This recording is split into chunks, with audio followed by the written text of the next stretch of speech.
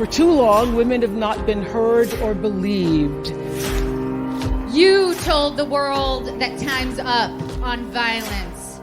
1 out of every 5 women will be sexually assaulted and raped before she reaches the age of 18. It's 2018 and I've realized that nobody is safe long as she is alive. And every friend that I know has a story like mine. You think that just because I'm a woman, I'm incapable of making my own choices? It doesn't matter what you think. Don't I as a woman deserve to even have an opinion? Don't you? You have no idea what it is to be a woman. So I asked myself, what can I say about being a woman?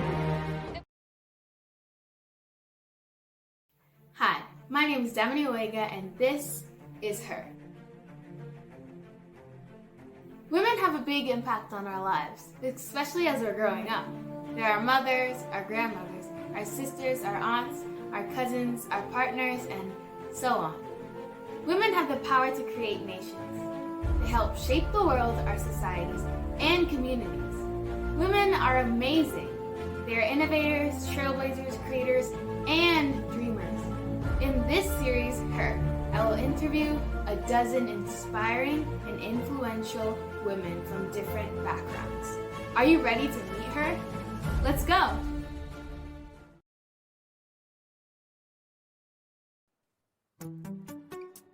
Who is Suchinta Arif? Well, Suchinta Arif is a Ph.D. candidate at Dalhousie University. So I study marine conservation. So conservation work is something I've been interested and passionate about for a long time now, and I've always been doing the research side of things. And recently I've gotten very invested in doing scientific outreach as well. So this is when we go out into the general public and get them interested in science and the scientific process.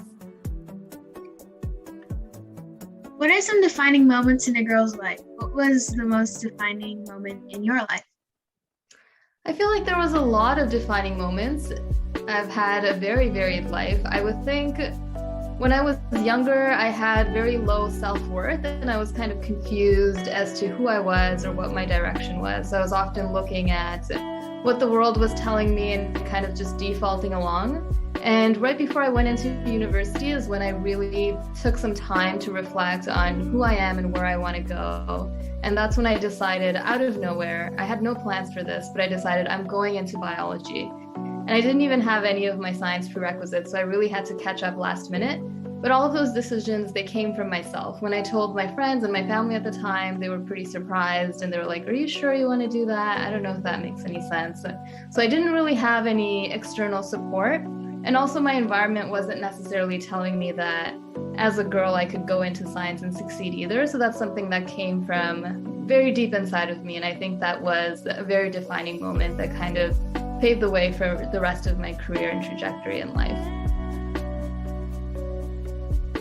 How have women around you influenced your life? Wow, that's a big question. So of course there's been a lot of women in my life and they've all influenced my life in different ways. I would have to say currently a lot of my collaborative work I do with women. So my colleague Melanie Massey and I started an outreach program, Diversity of Nature, which is actually where I met you. You were a participant in one of our summer camps. And we do a lot of work together. So we've published paper on like conservation research, as well as we do a lot of outreach work together. And I think having a friend who's also a woman in science, and we're both racialized women in science doing this together, has been really wonderful. It's always good to have people that have like minds. Yes, and it's very encouraging too, because you're kind of going through the same struggles, and we're still early career researchers, so there is a lot we still have to figure out ourselves. So then to rely on each other for that support is really valuable. Definitely. How do you think the world's view of women has evolved? Well, I'd like to hope that we're breaking down some of the stereotypes and barriers as we move into the future. So I think in my life, at least, I think the people around me have realized that women can take on leadership roles and be doctors and be engineers and be actresses and be whatever it is that they want to be.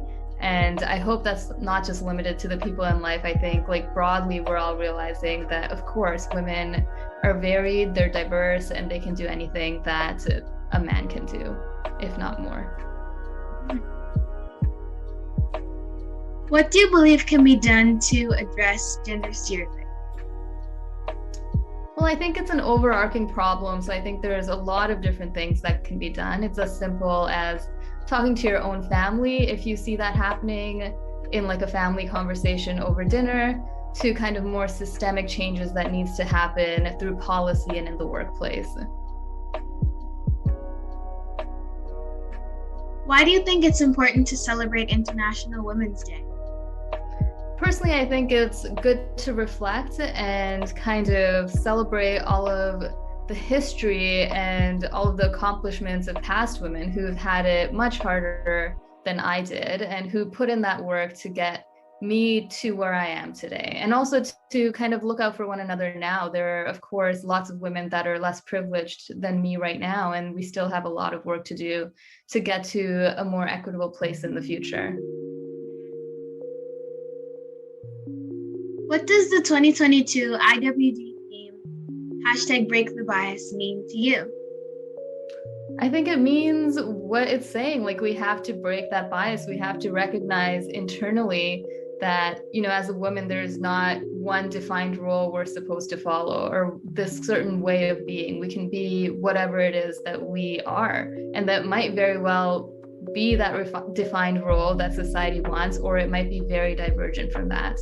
And so we all have to be cognizant of when we trap ourselves in these biased roles, and we also have to be cognizant of when we're pigeonholing other people and other women in these roles as well.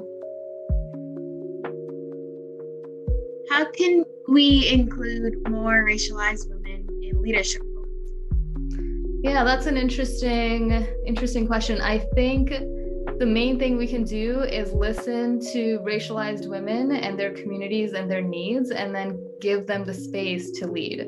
So instead of creating a position with a defined role and then being like, okay, we'll hire a racialized woman to take on this role, leave that role kind of open to them to come in and then to make it their own. What do you think allies can do to help achieve gender equity? I think a lot of the things that allies could do would include self-reflecting on their own biases to get rid of that. And then once they have self-reflected and they're more aware of these things, then they have the tools to call it out when someone else is doing it as well. What advice do you have for the next generation of amazing women? What do you have to say to her? Oh my goodness. I would have to say, you know, be introspective. Don't always listen to what the world is telling you should be. You know, listen to yourself and who you want to be and make that space for yourself, because it might be the case that the world is supportive. You might have a supportive family and it might go really well for you, or it might be the case that you are being told a certain thing that doesn't quite feel right. And either way, if you have an internal compass, then I think you will get much further in life. So listen to your own intuition and what you want out of your life, and then go after it.